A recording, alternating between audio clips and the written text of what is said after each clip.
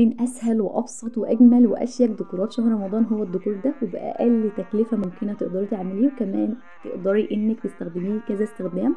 كل اللي احنا هنحتاجه يا خرولات هو برطمان زجاجي قديم عندنا او بلاستيك، وهنحتاج كمان ورقه فوم جليتر من اللي هي بتلزق اللون، طبعا انت تفضليه عشان تسهل عليك الاستخدام، ودي مش غاليه، سعرها عامل 5 جنيه. اول خطوه عملتها في روضات اني خدت غطا البرطمان وخدت مقاسه كده على الورقه بالقلم عشان انا هغطي الغطا، وكمان عملت دايره بنفس الغطا البرطمان ودايره جواه عشان اوصل لشكل الهلال، وعملت نجمه. وبعد كده بدات افرغ الحاجات دي بالمقص بالشكل اللي انتوا شفتوه. بعد كده خدت الهلال والنجمه وثبتهم على البرطمان بالشكل اللي انتوا شايفينه، وبعد كده بدات اغطي غطا البرطمان بورقه الفوم، وبرضو هاخد داير ما يدور كده الغطا عشان اغطي كل الكتابه اللي كانت مكتوبه على الغطا. عايزه اقول لكم الديكور شكله حلو جدا وبسيط وشكله رقيق جدا جدا، تقدري زي ما قلت لك تستخدميه كذا استخدام. هنا خدت نص سنتي على البرطمان من تحت الارتفاع عشان اغطي البرطمان كله بالكامل، وده كده شكله في النهايه شكله حلو جدا جدا.